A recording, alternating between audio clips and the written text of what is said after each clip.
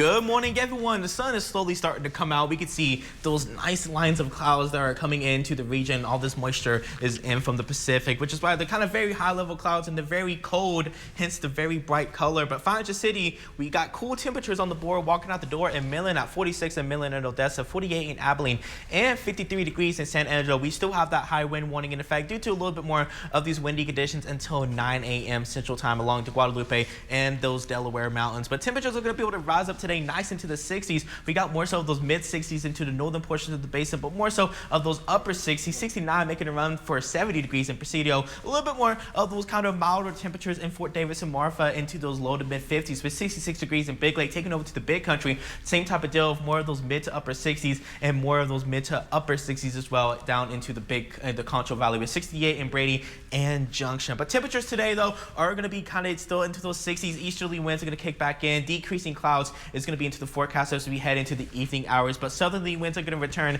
Still going to be a chilly night ahead due to the cooler temperatures today, giving us more so into those 30s and even some 40s heading into our Friday morning, but warming up back into those 70s, even 80s as we head into our Saturday. But at the expense of that though, windy conditions are going to persist with the first a little bit more of that southeasterly wind due to the simple fact that it's a little bit of something we call a pressure gradient. Whenever we have pressure systems getting close, winds starting to tighten up. So southeasterly winds to start off at first. Windier conditions are going to persist with a little bit of chance of some fog into the Concho Valley, just given the data at the moment. But a little bit more windy conditions are going to persist across the basin heading into our Sunday as we have our next frontal system coming in. It is going to be a dry west wind, so we do have a little bit of that increased fire risk, but gusts maybe up to 30 to 40 miles per hour with those sustained between 15 to 30. But winds will calm down heading into Monday night, but pick up again as we head into Monday afternoon. But this is that frontal system. It's still trying to give a small chance of rain. It took a little bit more of a southern track given the latest run, but I still think it might take a little bit more of that northern track and take a lot of that moisture with it. But that's something we're still going to keep watching.